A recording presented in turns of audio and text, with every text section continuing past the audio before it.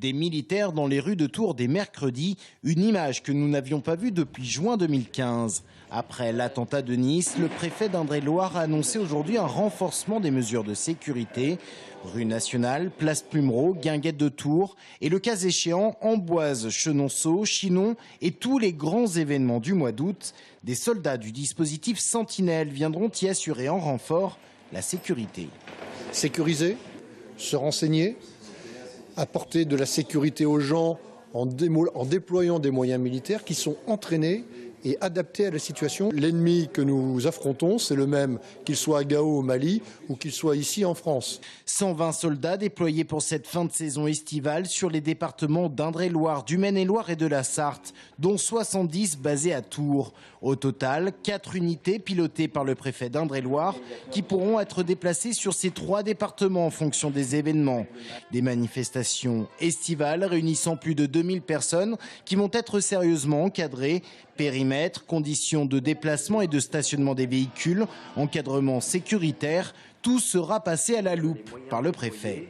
Je demanderai au maire et à l'organisateur de venir me présenter le dispositif de cet événement. S'il s'avérait, malheureusement, qu'on ne serait pas en mesure, si je considère qu'on n'est pas en mesure de sécuriser correctement tel ou tel événement, qu'il soit festif ou sportif, eh bien là, je serai contraint de demander son annulation. D'autant que de nombreux événements seront organisés autour du 15 août et que tous ne pourront pas bénéficier de cette présence militaire. Des soldats qui auront quitté les lieux au mois de septembre avec une sérieuse interrogation sur l'organisation de la braderie de Tours. Le dispositif Sentinelle a été activé dans les zones touristiques pour soulager les forces de sécurité. Rien que du côté des gendarmes en Indre-et-Loire, ils sont 450 quotidiennement sur le terrain, 650 si l'on prend en compte la réserve opérationnelle. Depuis l'attentat de Nice le 14 juillet, on observe un phénomène d'engagement citoyen massif qui se traduit par une hausse de demande d'intégration de la réserve de gendarmerie. D'habitude, on est sur 3 à 4 contacts au niveau Internet pour des candidatures pour la réserve opérationnelle. Depuis le 15 juillet, on a dépassé les 70 contacts par Internet pour des volontaires pour intégrer la réserve. Réserve opérationnelle, réserve citoyenne, on s'y perdrait presque. En quoi cela consiste exactement ?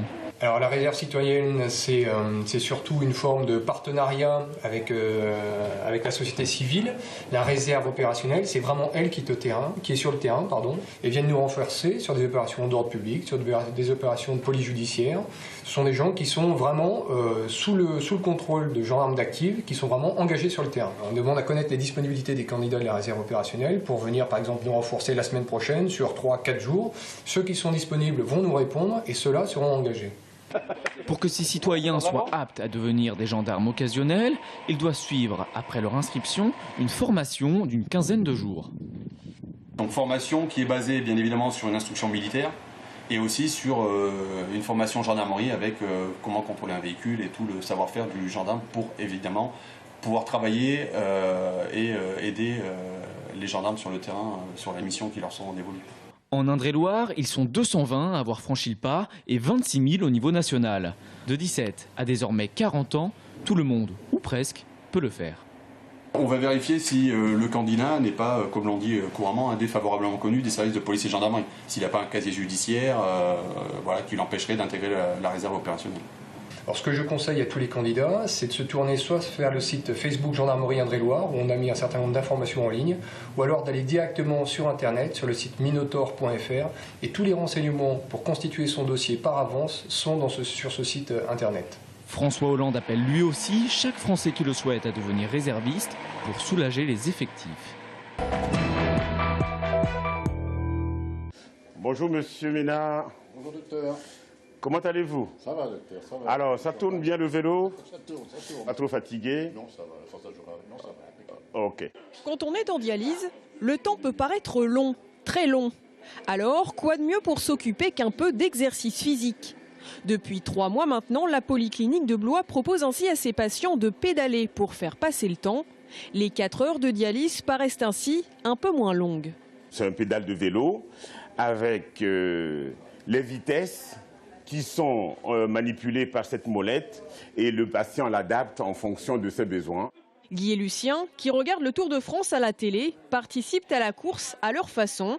Une demi-heure de vélo 3 fois par semaine, ça maintient en forme. J'aime mieux vous dire que quand on est 4 heures dans un lit, que ça fait du bien et ça détend. C'est un effort, un gros effort? Non, parce qu'on n'est pas forcé d'en faire, on fait ce qu'on veut. Oui. Moi j'en fais une petite demi-heure, puis pas un peu plus, mais aujourd'hui je vais peut-être en faire moins. C'est très bien, ça nous muscle. Regardez comme je deviens beau d'un seul coup.